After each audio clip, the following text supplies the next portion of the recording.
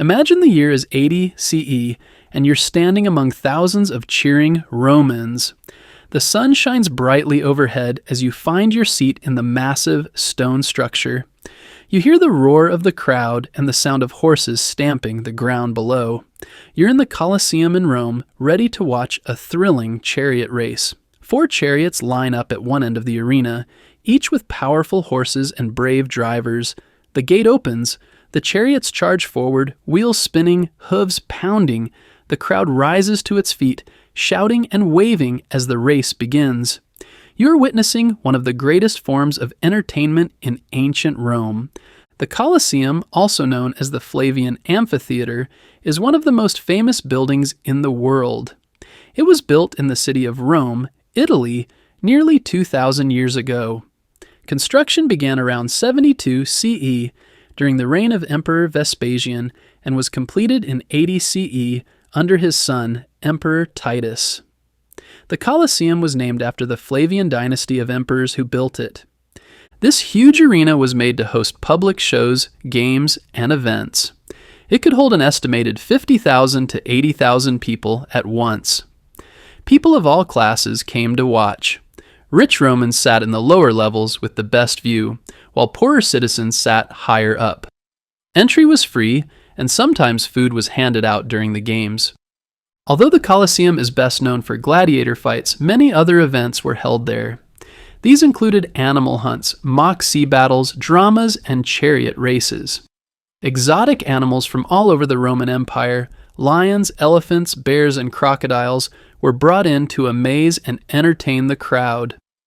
Special machines and trapdoors under the floor made it possible to surprise the audience with sudden appearances. The Colosseum was built using stone, concrete, and bricks. It stands over 150 feet tall and covers about 6 acres. It was carefully designed to allow people to enter and exit quickly, with over 80 entrances. The arena itself had a wooden floor covered in sand to soak up blood during battles. Beneath the floor was a network of rooms, cages, and tunnels called the hypogeum. This is where animals and fighters waited before entering the arena. Gladiators were among the most popular attractions. These were trained fighters, often enslaved people or prisoners of war, who fought each other or wild animals. Not all fights were to the death, as many gladiators were highly trained and valuable. Sometimes the crowd or even the emperor decided if a defeated gladiator would live or die. Gladiator games showed Roman ideas about bravery, strength, and honor. The Colosseum was also used to show the power of the emperor. By putting on large public events, emperors could win the support of the people. These games were a way to keep the public happy and distracted from political problems. The phrase bread and circuses comes from this idea, meaning that food and entertainment could keep people from complaining. Over time, the Colosseum went through many changes.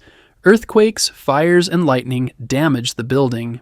In the Middle Ages, parts of the Colosseum were taken apart and used to build other buildings in Rome. By the 1300s, it was no longer used for public games. It became a place for shops, houses, and even a church. Plants grew inside, and animals made homes in the ruins. In later centuries, people began to see the Colosseum as an important part of history. Popes and leaders started to protect it. In the 18th and 19th centuries, repairs were made to save what was left of the structure. Today, the Colosseum is one of the most visited tourist sites in the world. Millions of people come each year to see its grand arches, walk through its halls, and imagine what it was like to sit in the crowd nearly 2,000 years ago.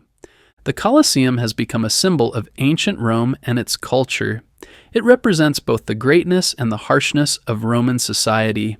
It reminds us of the Roman love for grand buildings and public entertainment, but also of the violence that was part of their world.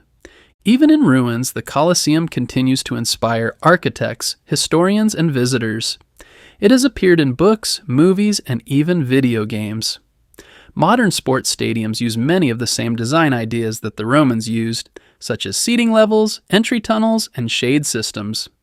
The Colosseum is more than just an old arena. It is a place where history lives on, where stone and imagination meet.